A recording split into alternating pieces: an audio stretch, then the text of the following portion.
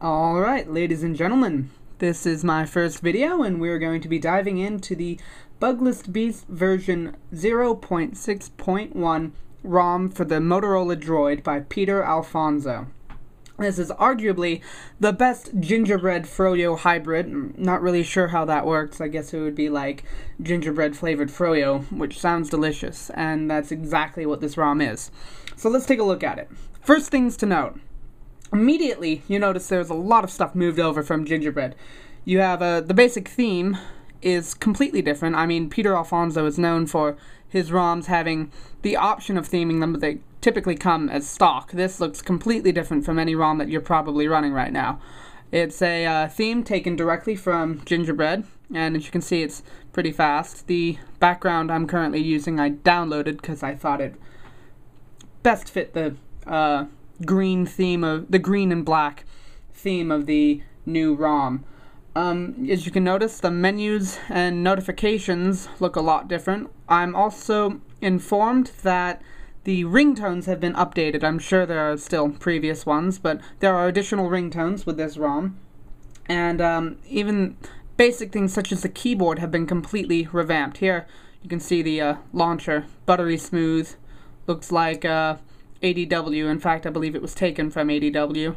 I'm really liking this. Coming over from Cyanogen 6.0. Here is an example of the functionality of the keyboard. As you can see, this keyboard looks nothing like the keyboard you're probably currently using, and it's actually pulled from Gingerbread.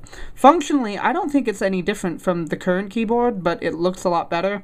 It's kind of Halloweenish with its orange and black and gray theme, but regardless, works just fine. I don't really need to demonstrate that, do I?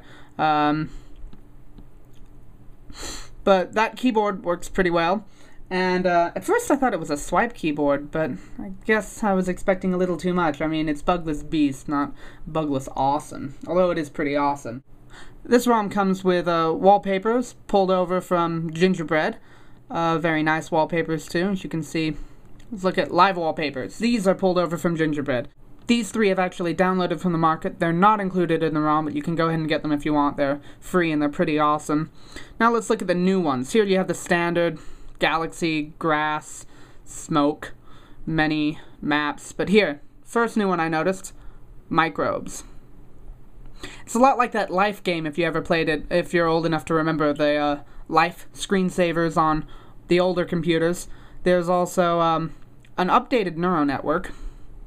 I don't think it's as good as the original one, but that's just my opinion. See-Through now is an amazing live wallpaper. I'm not sure if there are any competitors on the market, but this will be included in Gingerbread, and the amazing thing about this is it uses your camera to create your background as it's happening. As the name says, you can see through your background and see what's going on beyond your phone. Now, it's hard to demo this because of restrictions put on by the camera. In landscape mode, it works perfectly fine, but in portrait mode, it's flipped to the side, which is kind of awkward. So I'm assuming this will get fixed by the time Gingerbread actually comes out. And that's pretty much it for new live wallpapers. We can also look at the wallpapers included with the ROM itself. This is the wallpapers included with the ROM's launcher.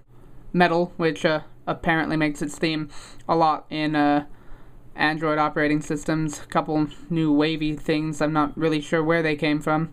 Grass, still grass, which I don't know why you'd need that because the real thing is just as fast.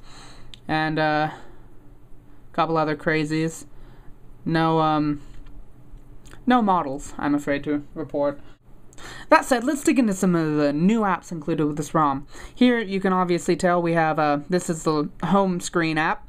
It's very fast with nice little icons at the bottom. I've had trouble customizing it. It's not as user-friendly as I would like it to be, but it's still amazing.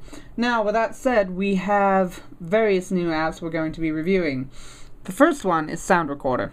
Those who are loyalists to Peter Alfonso, this will not be a surprise to you. It's the basic sound recorder. I heard this is to be integrated with the Gingerbread release for the Droid when it finally comes out. You can see it's just a sound recorder. You can record and talk for a while, and then when I'm done talking, hit stop, and then maybe play. Talk for a while, and then when I'm done talking. Yeah, you get the point. Now, of course, that would come infinitely in handy, and actually I've already used it. Another app worth noting is the voice dialer. This has been migrated over from Gingerbread as well. I'm going to put this on my home screen so it's not as awkward using it. Click. Call home. Voila. And of course, one click begins calling. But of course I don't want to talk to the people who are at home, so I'm not going to answer that. Now, look at the layout itself. Get rid of this for the sake of clutter. Look at the layout itself. It's very smooth, very fast, as I mentioned before. And applications are nicely integrated. I haven't had any problems with this ROM. It's incredibly fast, and as you can tell, it looks very, very visually appealing. And of course, I just migrated over from Cyanogen version 6, whatever the latest RC client was, and I'm loving this immediately. I was fed up of how slow Cyanogen was becoming, and it's on the same data load that this is. Anyway, in coming over, I noticed a lot of improvements in speed and functionality, and in fact, this version does have a lot of under-the-hood improvements. Let's take a look. Open this up. You can see landscape mode loads just as fine, just as fast. As you can see, though, the launcher app has changed to reflect the fact that you're now in landscape mode, and I didn't point this out before, but if you press and hold that, you get cards, which makes migrating from one area of your phone to the other easier if you're too lazy to swipe. Not me, but I guess that's more in there for visual effects. There have been some significant improvements to the under-the-hood functionality, which I'm sure contributes a lot to the speed of this device, or of this ROM on this device, rather. Let's take a look. We go to Settings. The first thing to note is ROM Toolkit. I don't know, I included this in Under the Hood because most people aren't going to encounter this, but for those of you savvy enough to look, we have a script helper, a performance optimizer with a built-in CPU governor, and other awesome stuff I'm not going to get into, and spare parts. But the best part of the performance manager, JIT. Of course, almost all of you are running with JIT currently enabled, but this ROM allows you for an easy way of enabling or disabling JIT, and I leave it on because I find it really fast and really stable, and I have no reason to take it off. Let's look at some of the other improvements. In fact, some improvements actually cannot be easily displayed. Of course, let's look at some of the other improvements. Let's go to Applications, and let's manage applications. Now, Peter Alfonso has streamlined the process of migrating apps from the flash memory to the SD card. There's no real point in me demoing that. That's just one of those little tweaks you notice when you use it.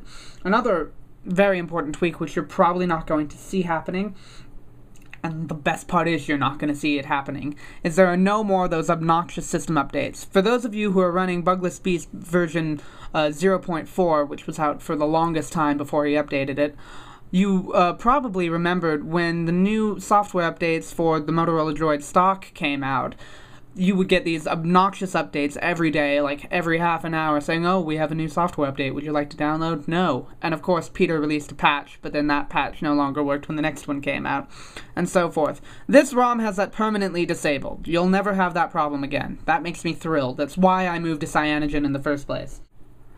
So, ladies and gentlemen, that has been our video for today. If you liked the show, then like the video. If you love the show, then subscribe, and even if you didn't subscribe anyway, we'll be getting back to you with a lot of new reviews. And with that said, filming in 720p on the Droid running Bugless Beast version 0.6.1 by Peter Alfonso, I wish you a very happy New Year's.